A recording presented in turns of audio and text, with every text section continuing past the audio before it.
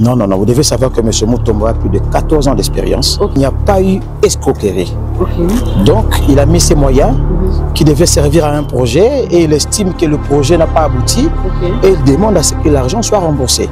L'humoriste Madé Sabane a lobby que Ndeko Wesley Mutombo aza nio pour la population n'a pas manière ébélée.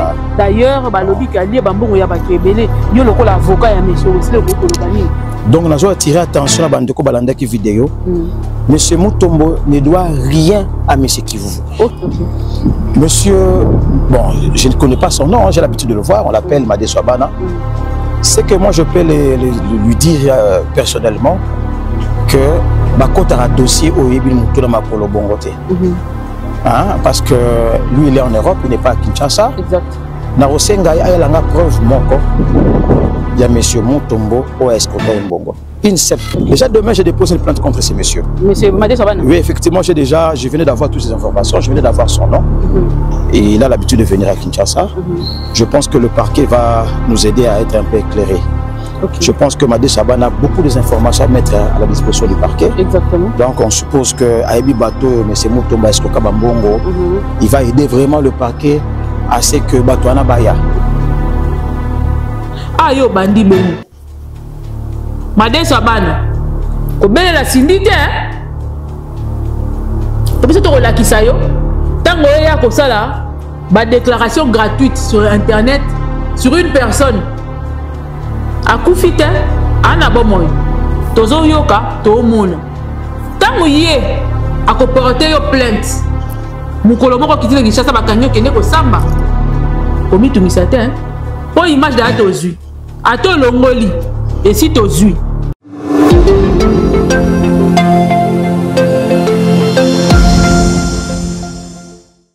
Très chers abonnés à MK Yokani Télévision, on a fait mbote mingi na ba union so balandara biso de partout dans le monde.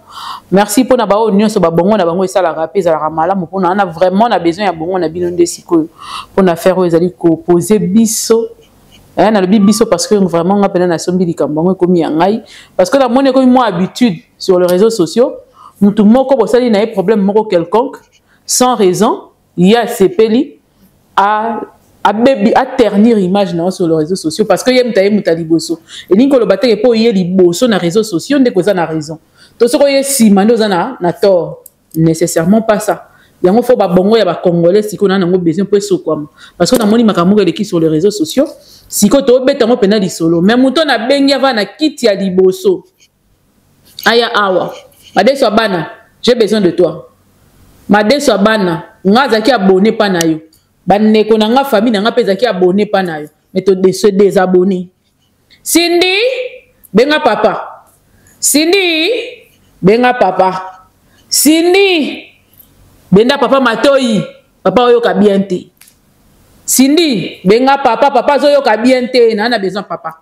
na minute na respecter makasi po a mobali na yo yo na opesa na moi respect mais na kati ya respect na nga opesa yo wana asilama asosola toche maboko na Madé Swabana ba ocho maboko oui système bokomi nango so bapesi bino mwa mbongo ozio bani ko finga muto yebite o monate bo coopérate bo liate bo melate Madé Swabana Wesley Mutombo wana o fingo ebie je crois ko yebie ba dossier oyo zolo ba ke yo yebi wana ke ya ilia ka bato yi ba bato ba mbongo o yebi so ba bengi yo liboso ya justice ba iso Madé Swabana fanda awa o sala yango o bandobele la Cindy na kati ya prison o yaka Kinshasa o robele la Cindy o rodia Madesu na kati ya kasho o asu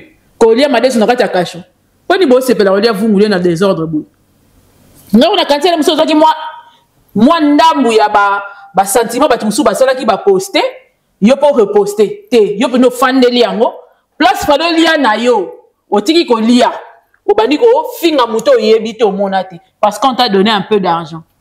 Cindy papa quand tu là hein alors supporter miniature alors supporter biso to ko taper na famille na bino alors supporter to ko taper na famille na Kinshasa papa on supporter ngo sera d'accord abenga biso ayebisa biso que c'est ça pour Nicolas Mbongo Yuda Sateka Yesu Nicolas Mbongo ebele ba yeba ko perdre makambo ebele likolo ya Mbongo ebele ba teka bo kulutu likolo ya Mbongo vitesse ozo quitter là Cindy kanga papa osoko kangi yete makambo ko ta yebi yango te affaire oyo yana makambo ebele na kati d'autant que makolo na kati réfléchir et pèse bien les mots et pèse aussi les conséquences assume Madame Sobana, si on a la loi numérique, j'espère. Vous avez autant et si on a déjà, il y a besoin de Cindy, à ça de yo, traduction, pour français, on a monnaie télégué ma casse. Il y a on comprend en côté. Aux yeux vidéo, aux yeux photo, il y a moto tché, au lobby, il y a moui, il y a escroc. Ok. Si il faut prouver qu'il y a escroc. Prouver qu'il y a escroc, pour qu'il y a outil, n'a parlé de la justice. On a parlé de justice pour nous yoka. Qu'est-ce qui s'est passé? Comment ça se fait? Pourquoi et comment? Qu'est-ce qui s'est passé tout ça là? Oui. Namoni Made Sabana a fingi mutu. A finga mutu a yebita mona yete. Pour Made Sabana kola na commune Moroboy. Na adresse. Toke yebisa da maman. Made Sabana to kita pa maman to expliquer. Makamu yo mo mto fongo li porte yo mo mto luka tika ba twana makamu na bango ba gérer makamu na bango ba si zonti na suka parce que là yo ça l'état muto ko ya ko loba soki muto wana yibi to akosi pona ki chasse comme ba sentiment muto ala muki na tongo moko boye pona ba raison moko boye contentieux ezala na réseaux sociaux te contentieux ezala na réseaux sociaux te loi numérique epekisi yango ozi muto moko zo finga o yebite o monate o yebi ni le tenant ni le labou et puis ma solo zo beta Made Sabana na mtese oleki Made Sumini o lekisi mungwa makambo lo ba yangote o beta ma solo mususu makambo neza makambo mususu na ko yaka kasi so explication ya bien sima sikoyo tolanda na maître o azali avocat ya Wesley Mutombo yo finga wana nini alobi pona yo ni ngeni nga expliquer dossier wala ngeni ezaleli Congolais, boyeba que eloko moko ekoma na Congo eza jalousie. Na kati ya jalousie wana, ebele ba komi na motema mabeso ba moni mwana muninga zo progresser. Ba moni mwana muninga osala moi un pas, ya za na ngote, ou bien bokona na kati ya cop moko boy. Ya liete, akosala effort nyonso ayeba o détruire yo. Nyonso na butu comme na moi. Ate eloko wana ezali préjudiciable te. Attends, le Kowana est préjudiciable, c'est trop fort. Attends, et le Kowana est comment on dit? Ça peut être résolu entre les gens. Quel est le fond d'anga? Na koya na relaxer liboso à l'État. Ce qui y a solo nga na escroca qui yo. Toté. Oui. C'est comme ça que ça se passe. Mais on ne se rend pas justice à la télévision. Et Made Sabana di Kambo Koti. Obeti sola lo kuta ko bande bandeliti suka. Je ne pouvais pas penser. Na koya ko nimate que yo ko ta mambande ngwana. Koko comme na niveau bassesse wana muta bengi ya biso fingela nga muto zo ba dio finga. So écoute ça comme ça qui ma finga ya mutu au posté. Ah là peut-être vous pouvez te laisser. Mais ce qui n'a tio musapi, c'est parce que tu es parti très loin. Oh asi veste lati pour la nini akebilia ya na bi mela na papa oyebi oyebi place abanda ko liena ko mela. Est-ce que mongo wana ti eye ko kuta ye wana? N'est-ce pas que écoute qui est déjà aliaka déjà melara déjà bato ba pesio masolo wana tuna bango so ba yebiye na train de venir azala da na positionné depuis kala après moi na nzalate depuis kala bato wana tango bazaki courage ya rotika mbongo pa na ye ba yebiye très bien que ba somme wana abeta ngo dada mais yo skonde di solo beta ya lokuta ya bongote. Le chef de l'État a encouragé les jeunes entrepreneurs. Il faut entreprendre. Il faut que nous pour se relouquer Moussala va servir de côté de l'embi. Ou est-ce qu'ils ont engagé Batou? Ou est-ce que les moutons ont engagé Batou? À sa charge, à foutre à Rabango. Qui ne le sait pas? À foutre à Rabango. Yo yebi yangote. Po yo mona été, o yebi été. Mais mouta pèse aucune information moko. Zo tatango ya royeba ko vérifier. Zo ba information, c'est que zo ba information ta. Obani maman ko tata. Siko to kotangi solo numérique. Cindy, interprétation. Cindy, Olivier, tu es là, biso Cindy. Ayoka, makamu mettre à lobby. Comme ça, Olivier. Cindy a comprendre makamu to loba ah pour na moni leki ma deso bana likolo mingi. Et leki ma casse so ko supporter ngote. O ko comprendre loi te. Yoka ma mettre à lobby. So to silisi. Na ko expliquer. Tchela ngai Cindy landa maître.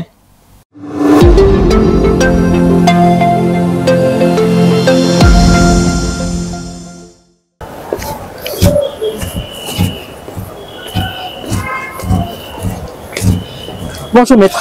Bonjour madame. On vous voit sortir dans la salle d'audience. Non, on est au niveau du parquet. Au niveau du parquet, oui.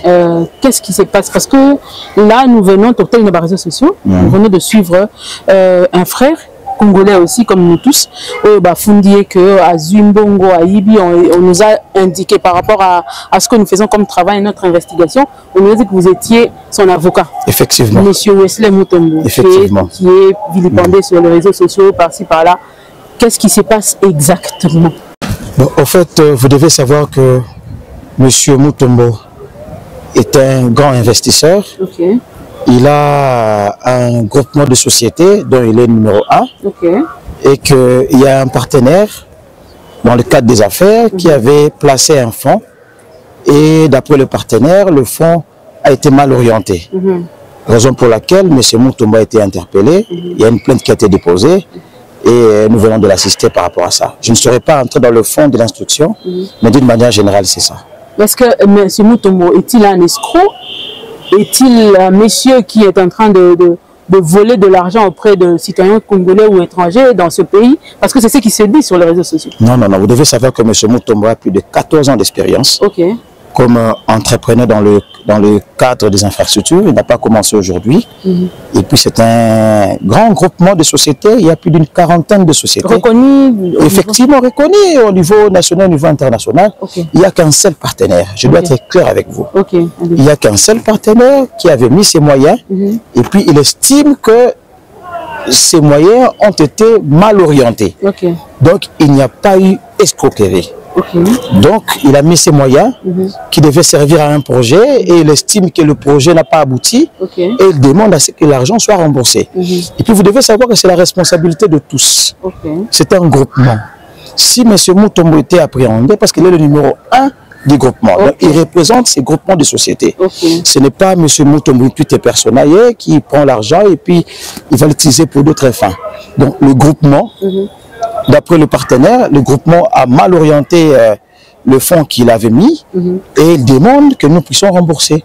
Je pense que nous allons le rembourser. Ok, vous pensez que vous pouvez le rembourser. Je crois que les procédures sont déjà en marche. Effectivement. Pour le faire. Papa, tu le bon pénal na lingala parce que ndenga zali salipe ils ont la lingala les kana partout biso to mona ki dossier to yé to landi ah to moni ki yo pe lisusu parce que to yé pe na ba dossier mususu déjà ebelé. Alors to s'approcher na yo pour la to me recevoir ba information nyonso moto moni na réseaux sociaux bazo finga ye ba lobi que non aza moyibi ainsi de suite d'ailleurs ba image eza partout eza na ba chaîne OE. Oui, je l'ai suivi, Okay. Mais pourquoi associé na ye aye ko funda été mais les qui na réseaux sociaux? Non, il y a un monsieur Olivier Kivuvu, qui n'est rien d'autre qu'un commissionnaire. Donc, nous avons attiré attention à Bandeko Balandaki vidéo. Monsieur Mutombo ne doit rien à monsieur Kivuvu. Même pas un iota. Donc, tout ce que sa femme disait, c'est ce qu'on appelle la super chérie. Il a voulu attirer l'attention de gens pour créer une histoire, créer le buzz, comme on a l'habitude de dire. Mais monsieur Mutombo n'a jamais escroqué monsieur Kivuvu. Bato Balingi, le fond du dossier, c'est un dossier public. Ils peuvent venir au parquet, consulter les annales du parquet. Ils verront qu'il n'y a aucune plainte déposée par monsieur Kivuvu. Monsieur Kivuvu, c'est un commissionnaire qui a l'habitude d'amener des dossiers dans le groupement. Lui, il estime qu'il y avait un pourcentage qui... Il est membre du groupement aussi? Non, non, il n'est pas membre du groupement. Mais ce qui vous n'est pas membre du groupement. C'est un courtier. C'est un courtier qui estime qu'il y a un pourcentage qui devait le revenir. Donc, il n'a même pas mis le moyen. Parce que je tiens à vous dire que c'est faux et archi faux. Donc, madame Oazo Lelawana, parce que mobile. Non, non, non, non, non, non. Monsieur Kivuvu, le monsieur qui a mis le moyen, Moutaya qui n'a pas monsieur Kivuvu. Kivuvu n'a même pas mis un franc. Ok. Donc, Kivuvu a qui n'a moutou na kata groupement. Ok. Et que Moutongo il a mis le moyen. Vous comprenez? Ok. Et que Kivuvu pense qu'il devait avoir un pourcentage. Et ce n'est pas de cette manière. Ce n'est pas de cette manière parce qu'actuellement, à ternir l'image de M. Moutombo en opinion, comme si c'était un voyou, c'était un escroc, ce qui n'est pas le cas. Donc, Bateau Bazo propager fausses informations. Je pense qu'actuellement, ils doivent prendre plusieurs mesures pour s'abstenir. Mais tout le monde peut être Madé Swabana. L'humoriste Madé Sabana a sali penda vidéo. D'ailleurs, pendant qu'on est en train de parler, mon extrait, moi Sima. Mais l'humoriste Madé Sabana a lobby que ndeko Wesley Mutombo aza la population na ba manière ébélée. D'ailleurs ba lobby que ali bambongo ya batu ébélé yo loko l'avocat ya monsieur Wesley ko lobani parce que apparemment monsieur qui vous a contacté bango. Je commence par remercier le parquet. Parce que le parquet a été au milieu du village. Le parquet n'a pas été pour l'un ou pour l'autre. La magistrate a trouvé un juste milieu. Je tiens à les remercier pour ça. Monsieur, bon, je ne connais pas son nom, j'ai l'habitude de le voir, on l'appelle Madé Swabana.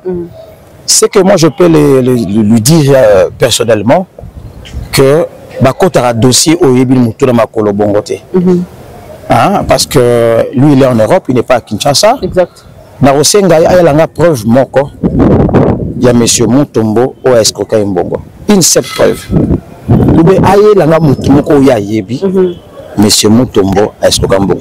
Déjà demain j'ai déposé une plainte contre ces messieurs. Monsieur Madé Sabana. Oui, effectivement, je venais d'avoir toutes ces informations, je venais d'avoir son nom. Et il a l'habitude de venir à Kinshasa. Je pense que le parquet va nous aider à être un peu éclairés. Je pense que Madé Sabana a beaucoup d'informations à mettre à la disposition du parquet. Exactement. Donc on suppose que Aïbi Bato, M. Mutomba Escoka Bambongo, il va aider vraiment le parquet à ce que Bato Anabaya. Je tiens à préciser que devant le parquet, il n'y a eu qu'un seul plaignant. C'est le monsieur que je fais allusion qui a mis le moyen pour M. Moutou, le groupement. Non pas pour M. Mutombo. Il a mis le moyen pour le groupement.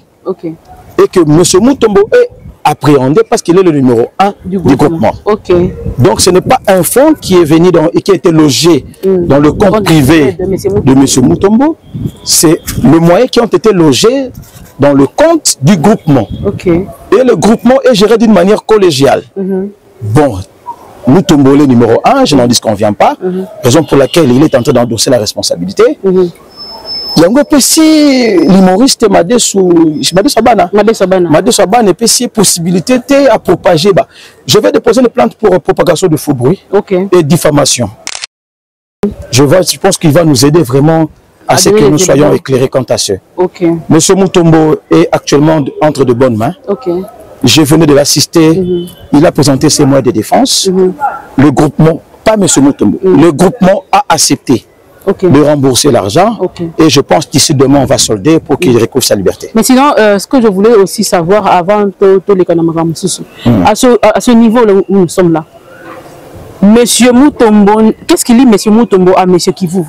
Non, non, non, monsieur Mutombo, monsieur Kivuvu, Mutombo lui doit absolument rien.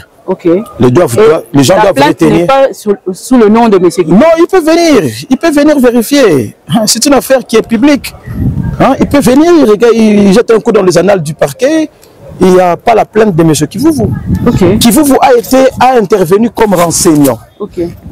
Parce que c'est lui en fait qui a facilité à ce que le partenaire loge l'argent dans le compte du groupement. Donc il intervient juste pour confirmer qu'effectivement c'est lui qui avait amené le partenaire, dont nous n'avons pas nié. Nous n'avons pas nié. C'est lui qui avait amené les partenaires et puis ces partenaires avaient logé le fonds. C'est juste ça. Donc, M. Mutombo ne doit rien à M. Olivier Kivuvu. À moi de la femme. Et à sa femme. Et à sa femme aussi. Et à sa femme. Celle qui criait sur... Non, non, non, non, là c'est de la supercherie. C'est le buzz qu'il a voulu avoir. Mais d'ailleurs, nous vous avons aussi sur ce plateau ou sur ce cas précis. Le fait de filmer une personne et mettre sur les réseaux sociaux, est-ce que loi, je pense que M. Mutombo, moi, c'est un code numérique. Monsieur Olivier. Monsieur Olivier plutôt. Monsieur Olivier, il faut tout aider Bango Batang à code numérique. Ok. Parce que c'est l'image d'une personne qu'ils ont mis en branle. Hein? Parce que les gens ont cette mauvaise habitude de filmer. Monsieur Kivuvu et sa femme, tout aider Bango Batang à un peu code numérique. Oui. D'accord. À mot de la fin maintenant. Bon, je tiens à vous préciser que Monsieur Mutombo a été bel et bien auditionné. Le parquet a pleinement joué son rôle. Et que dans les jours à venir, peut-être demain, après-demain, le groupement va rembourser l'argent que le partenaire exige et nous allons payer la caution, il va recouvrir sa liberté. D'accord. Donc, en fait, c'est ça. Merci. Je tiens à vous remercier, madame. On sera ensemble avec vous pendant le déroulement du dossier. Merci, madame. Merci.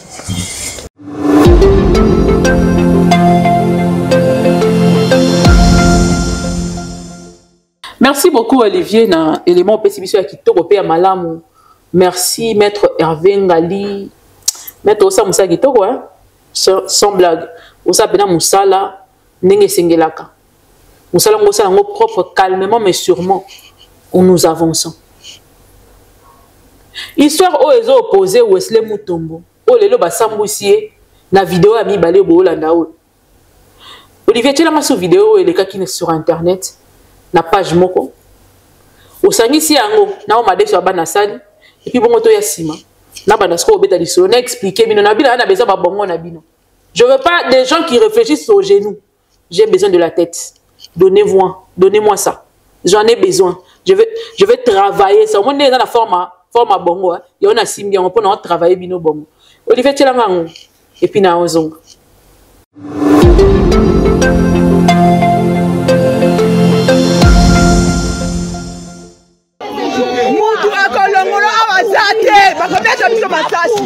Masasi ezobeta mawa nazobenga procureur mbonga moyibi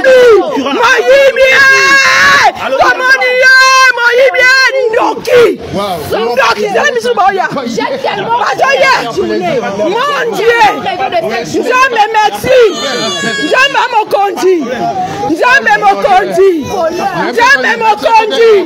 nafukami nzambe mokonzi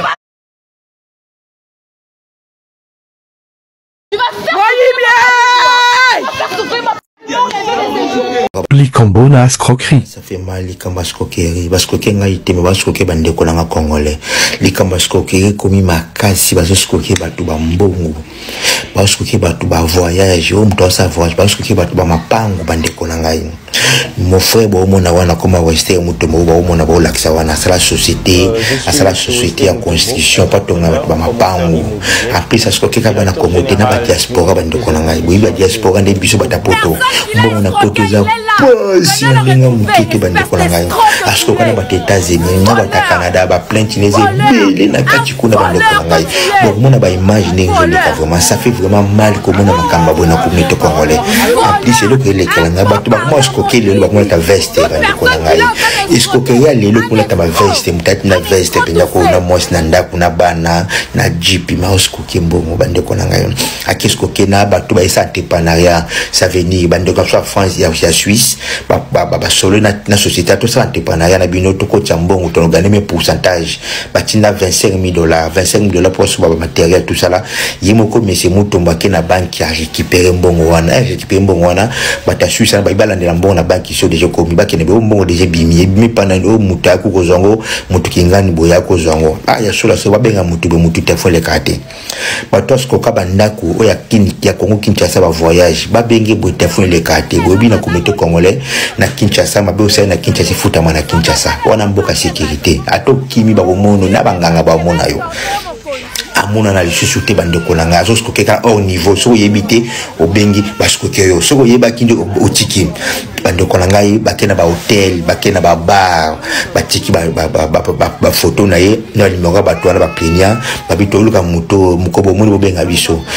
njama la te bomoni nde bakangi wana na kata bar akiko mela ande zagaga asepela mukili kaka so mutawali bien zo mela ba ko kaba bengiti mutu boluka to moni yeyo ba ko kanga ba kiti bakangi wana bondi majele leka bando ko nga escroquerie et la tiveste escroquerie et comme koloba français mudeti nga bona na posa na tonga na kini exemple na mona $5,000 na ngana suma ndako atana ki na kimpese atana na bondi na ki na mudi atana mantele otonga ndenge ni bataboisho ju 5,000 na ngolié pas à 5,000 une année bande ko nga je vous dis la vérité pourquoi nga 5,000 na poto même une année surtout babiso oyo une année pourquoi nga 5,000 okoko suma moteur na yo balio moté pardon mon frère ce qu'on a mis kangi bakangi batutu ba plenia nyo surtout bolanda notre frère na biso wana bakangi vraiment poto tika musala ce que l'état juillet l'état doit juger to boy makama ce que na comité congolais batu baluka mbona pasi mboza tellement pasi bande ko na ngai bambongo mona oyo bana poto bakimi kotonga na bande ko na bango bamotina na ba société to boy bande ko so lende ka so tini mbona bande ko na Congo ndeko na sisi chantier sila na ngoto ka tinda ko silo ya bunda ko site obeli AVC to préfère to pesa ba agence ba société ni na okina mulunge balenga te nga balenga bongo te bali batu ba bongo ça fait mal babende kono babi basali ndekono ezande te basali ngai na okimona mulunge bande kona ngai ça fait mal au cœur comment ba image ya boy ba bloka boy vous mezo lekana ko kwa batutu baskoke penya bakangi déjà penya pardon bon lendi mondai check Likambo na escroquerie. Ça fait mal likamba escroquerie baskoke ngai te me baskoke bande ko na congolais likamba escroquerie komi makasi baskoke batu ba mbongo baskoke batu ba voyage o mto sa voyage baskoke batu ba mapango bande ko na ngai mon frère bo mona wana koma weste muto mo bo mona bo lakisa wana sala société en construction.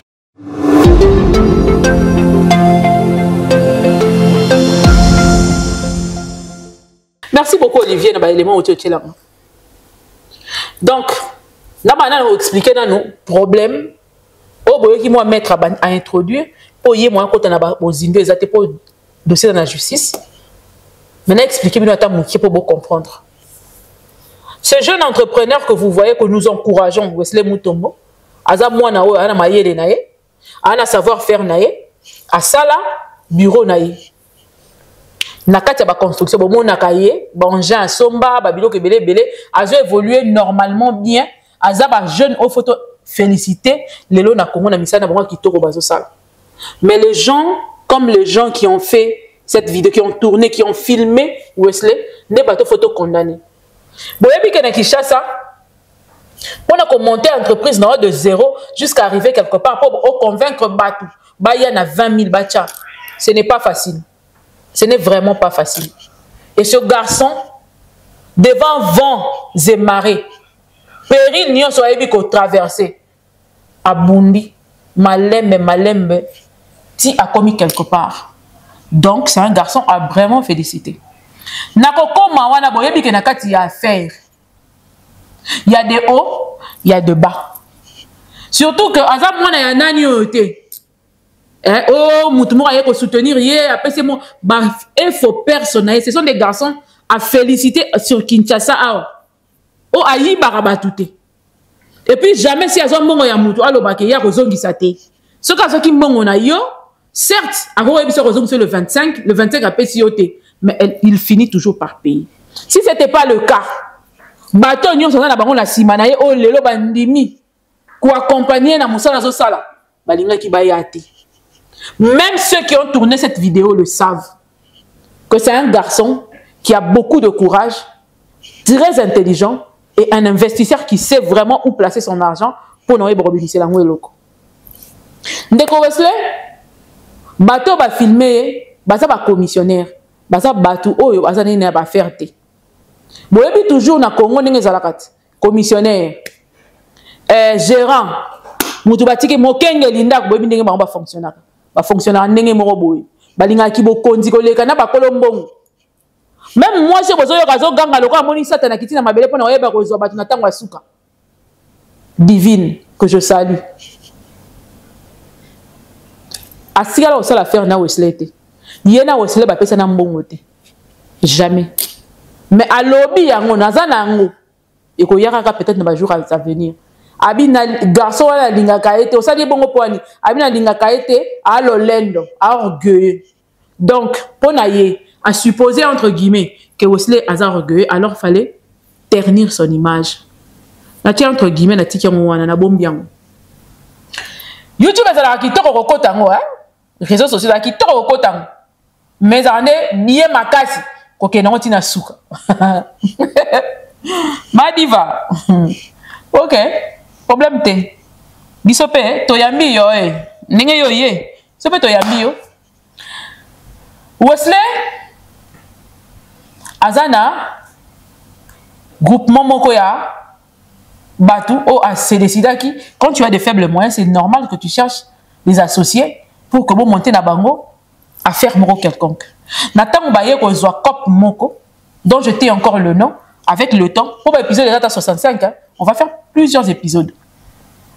Tant on a un entrepreneur, dans un marché moko bozo singangai fond moko ya ebele, je veux demander aux autres boya to sangana to sala faire oyo.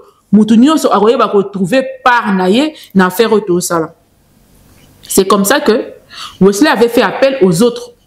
Basali moi groupement moko, c'était lui le président. C'est lui jusqu'à aujourd'hui le président. Voilà pourquoi d'ailleurs, il a été directement indexé, directement pointé. Parce que c'était lui le président qui représentait.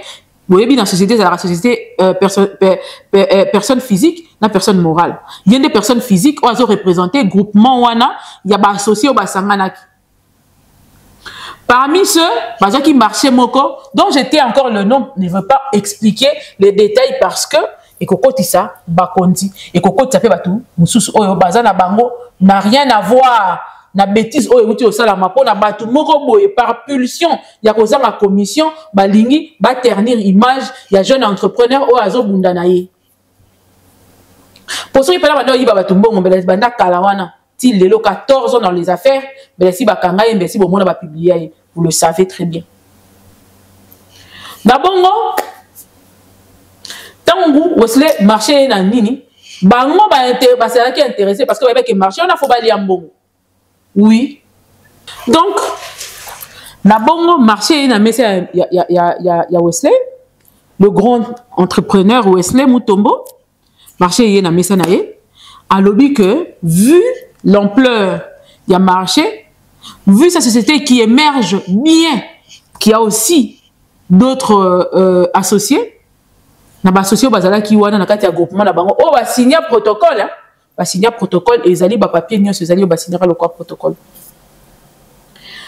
membre moko nakati ozalaki je crois secrétaire ya nani adjoint ya monsieur Wesley Blavi Mavungu kombo na ye mutu amema nde bongo monsieur Blavi Mavungu oyo azali ko travailler na monsieur Wesley boyebi que so ko travailler mutu ko bomo azaka mutu bo vandaka ne bolira ne bomilaka na boyebi yango akei ko luka Monsieur Kivuvu Olivier, le grand commissionnaire.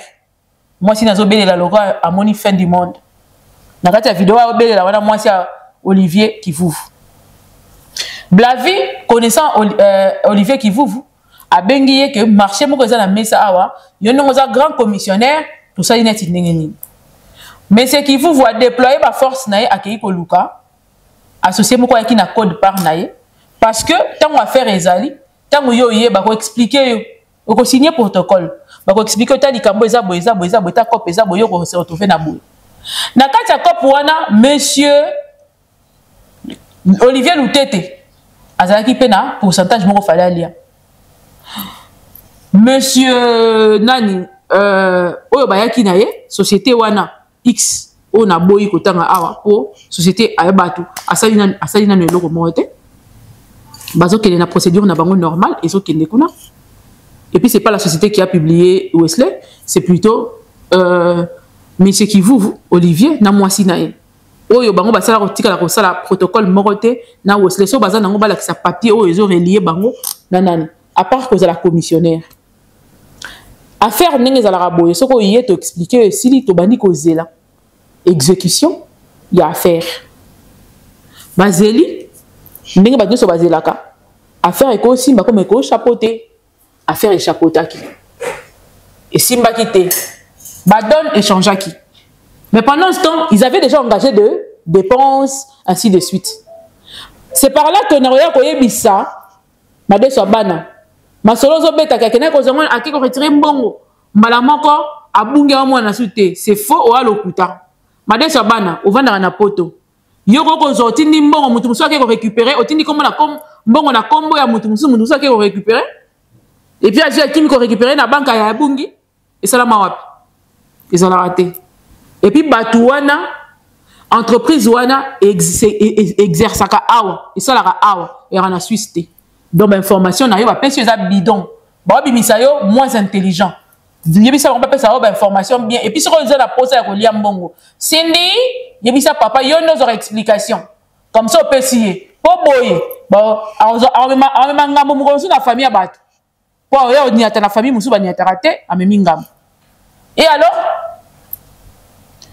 Moutoua a engagé qui mbongo na e ozalaki $25,000 à s'impatienter parce que tant ba pesa qui ce qui est normal pour tout le monde tant to pesa na ki délai to pesa na ki ekomi mais makambo salamité alors akoma ki koyeba koloba que ba gérer fond bien té ni ponaye alors il fallait remboursement et salama parce que ça a toujours été comme ça maintenant ba engagé qui mo dana ba dépenses sociales ko neti ke ngai to yokani to somba tracteur. Non, c'est un exemple simple. Tu tiens bongo, tu tiens biloko est comaté. Toujours c'est parce que biloko est coma, yo est impatienté. Au lobby, ce qui bongo, vu le calcul que j'avais fait, il fallait d'ailleurs des bénéfices, on a monnaie ici basouté. Et pour ce, la société en question, ils ont qui d'ailleurs fundaki déjà, Monsieur Wesley. Et babane ko kenango na normal parce que normalement tant que bongo ya qui na groupement ya bat, ce n'est pas une seule personne qui a utilisé. Ezali engage, on est tous engagés. Ceux qui ont 5 associés, tant que moninga moko ya ki abakisa ki 25,000, il faut le 5 bakabola 25,000 par 5 pour na esa la biso 5,000 à chacun et puis bazongisa. Ce n'est pas monsieur Wesley seul qui devrait rembourser l'argent. Et ça groupement mobimba oyo et yamba ki mbongo ya monsieur Olivier Lutete et mbongo ya mutu client oyo Olivier Lutete ya ki naye Olivier Lutete Azana est qu'un simple commissionnaire. Donc, il faut du temps pour réunir l'argent et leur remettre l'argent. C'est juste incompréhensible à la place one. Il faut qu'on réunisse l'argent. Groupement ya batine to zalaki, to zouasiko yo, to zongi c'est là, associé au lobby qui a continué les sous-souter. Monsieur commissionnaire, na moninga, o azaki moninga kolia pe ko milana. Monsieur Wesley, basali front. Baké en guerre contre Monsieur Wesley. Na moi si ya moko o azalate na kati ya cop, abani ko belela lokola amoni retour à Yesu Masiya na mokili. Ayebisi bato ke le de fin du monde, Yesu bazo kanisa neni o sala pa ke zoba na classe azong sama pa ke de lola. OK, nzamba ayebisi bango lo les ate, bango fo ba ke direction di felo. Po ata mo pagano, soko batini na paradiso. A retour dans le fait à côté ni de bongo bango na kanda ya kozanga commission de bomoni bango basali makambo basali et bakisi na moi dose ya jalousie yango bango ba préférer ba publier ngas qu'on a mis poser la question moko loi numérique ezali ça c'est bon c'est une chose yango photo tangisa certaines personnes entre autres maman wana zobe la kati boy mbonga mobali nanga ya mbonga mobali na été ya mbonga entreprise moko X oyo ba ok na procédure normale tina suka eza mbonga mobali na été mobali na bimisa mbongo te ayo sala affaire ya ba montant wana ana ngote ya sala ngona nte aza commissionnaire to ndimiye oyo fait auto tikali ko boya yango te monsieur Wesley pas reconnaître yango que aza commissionnaire ya Wesley na entreprise wana o a tout ani ça Wesley na entreprise wana. Alors, tant que vous avez publié Moutou, aux humains, des questions à poser. Monsieur le commissionnaire, yo yé au publié, Ndeko Wesley, aux humains. Comment on a aux humains, est-ce que ça est indéni? Au moins, c'est le procédure est quelque normal. Wesley a bomi Moutouté. Azo engagement et andima yango, c'est la bino mbongo. Parce que bolongo qui na kati ya cop oyo jusqu'à maintenant ils ont na mesa ya ba kondi moko X aza magicien te po yeba kokende kobeta bakonzi wana basala yango kaka aza mpe moyibi te eza te mpo na affaire ezwi retard nde fokanga moninga moyibi non napesa bino exemple moko ya Mark Zuckerberg asanganaka na baninga abandi kosala projet na ye Facebook ntango ebandi sika azalaki na moyen te akutana na bamapasa wana mosusu boyebi biso toyebi histoire wana bayeba tie fond mpo mama bazalaki bana baoteli na famille ya riche Mark azalaki kaka na mayele ndenge mpe kaka ndeko na ngai Wesley Mutombo wana wabenga Mark Zuckerberg aza na mayele na ye aza na imposition na ye soki aye akoti na bureau na yo yaya fo ndimela ye mpo ayebi konégocier marché mais mwasi wana nde place na ye nde yango wana ye azobenganga orgueil motu wana na mayele na ye aza na méthode na ya négociation ya marché babeza ndeni donc mikolo nyonso na kosala bino 10 000 émission wana mpona koexplike situation oyo bobengelaka ngai Wesley Mutombo Mark Zuckerberg mpo bajeune abonde tooluka na Congo oyo baza na ebele ya courage baza na savoir faire na bango aki kosenga eza mabe te esalamaka partout dans le monde asengi baninga boya tosangana tosala eloko bamapasa wana oyo bazalaka na Mark Zuckerberg base patientaka mpe bafundanaka mpe na bajustice allez-y vérifier boyokango mais lelo baregretaka soki oza homme d'affaires faut ozala banere solide ekoki kozwa mwa temps ekoki kosila sikoyo ekoki kosila lobi surtout na boyebi bacondition ya mboka na biso quand les jeunes se battent pour se donner de la place sans effort ya gouvernement sans ka kota na gouvernement to sans ka yiba na oh soki na député non na propre argent ya poche na ye abandi malembe 14 ans kino lelo mais pas ça wana bafunda Mark Zuckerberg ba retira ba part na bango ba kenda bayebaki te ke mwana wana azalaki tellement na mayele makasi na kati na ye nzambe aye kopambola après kasho ndeko Wesley Mutombo Mandela palekana na kasho ndakoma moto eloko ebangisa yo te ko regretter rien na vie il faut comprendre baninga ndeni bazalaka bato bakobongo bakoutaka na entourage na bauta mosika te donc ntango baomona ozo émerger ke toyebakisama ke toyemata et c'est comme ça qu'ils chercheront à détruire ton image. Aza moyibité, je vous le dis et je vous le reconfirme. Les affaires sont compliquées. Seulement parce que ça tardait. Seulement parce que j'ai moi retard. Pour ça, c'est une explication au PSA. Même devant l'État, après que l'État écoyé bakokata problème ou. Mais madame Sobana, yango Cindy a olé la terre, bana pe ba olé la terre. Bon moni pe moi si a Wesley la télévision te aya olé la ya olobake. O bali na ngai bo te, bo moni ete. Na tout na yo pe kolé la terre. Po yo moko muto koti guerre o yebité. O pe sa explication à lokuta pona ko ternir image ya entrepreneur. Ya Congo, ya mboko Congo. Ko sa entreprise na Congo. C'est pas chose facile surtout à son âge. Hein.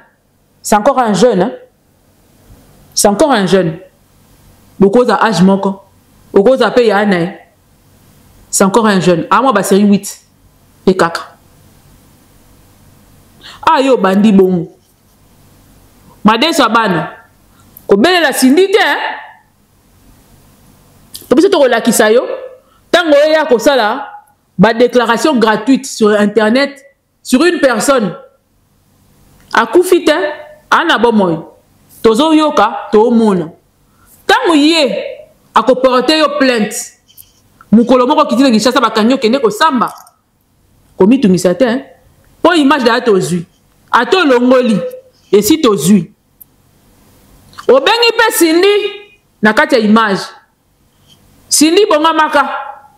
Papa ye moko mutakoti na autoroute. Na vélo. Ne akoti autoroute na vélo. Et si ka okufela. Et si c'est l'accident. Et si c'est le problème. Kokufa na oloba te po baza na intention obomai non. Na oloba se mutakoti na autoroute. Na vélo. Et comme maman bébé. Yaya. Yebela. Makambozo salo zo loba. Eza lokuta o maîtriser yango te. Lia na yo madesu lia na yo fufu tala pilipili la kisabana yango biloko to mesana kotalela yo yango makambo to mesana kotalela yo soko continue na kosa mbongo mingi tikela bato basala kopo na basala kopo wana ba yebi o mwana ngo sambuye na kati ya lisolo zo beta oyeba yango te eyelo mabe tolobaki ti oyoka soko yoki te toyoki sayo soki na pétété na degré ou de force papa oyoka kana poto na po oyoka kana kisesa pe oyoka adresse pe toyebi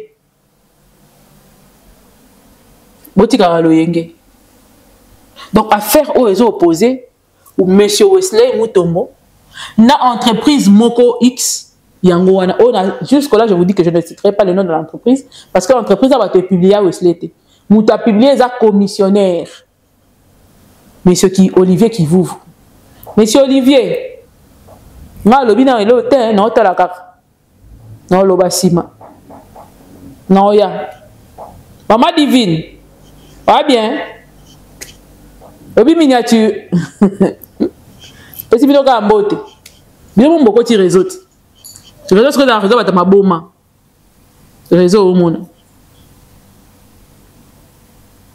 botika zuwa na vie quand un jeune progresse botia maboko ke diboso quand un jeune évolue bien dans l'entrepreneuriat bosunga e botika obebisela e musala botika ke ko pesela ka yeba masolo lokuta botika ko kosela ka ke ndenge za sala ki boy ayibaka ayibite an intention pas oyiba motote engagement na e à cause de mon contentieux wana a aussi dit ça même si ça va prendre 5 ans moi aussi ça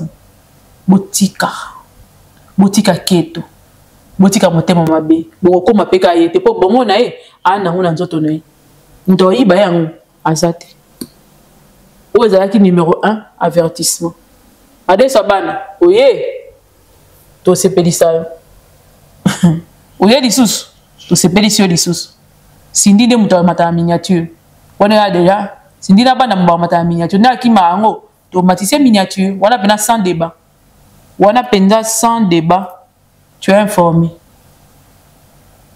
donc au longoli émission na yo ya lokuta au sali pour au cours du début jusqu'à la fin to ke na bongo sindi oui miniature et bien on était mais en passant la Pessikara merci mingi la maître Hervé Moussala Kitoko Osala courage à toi Wesley les affaires sont comme ça tout le monde a ça là faire sans qu'à pas problème et alors faut à mobile continuer aux mobile les affaires sont comme ça et j'inviterai d'autres investisseurs de venir soutenir ce jeune qui fait très bien son travail bon mon arango bato bayara osala ba construction kuna ebele bayara batonga marabandako ata tout le monde a très là ba olelate et Wesley fait bien son travail sauf à une difficulté moi quelque part et ni kolobate ka moyibi non parce que ces gens là ils ont eu à travailler avec Wesley depuis très longtemps c'est pas parce que le dossier mo simbité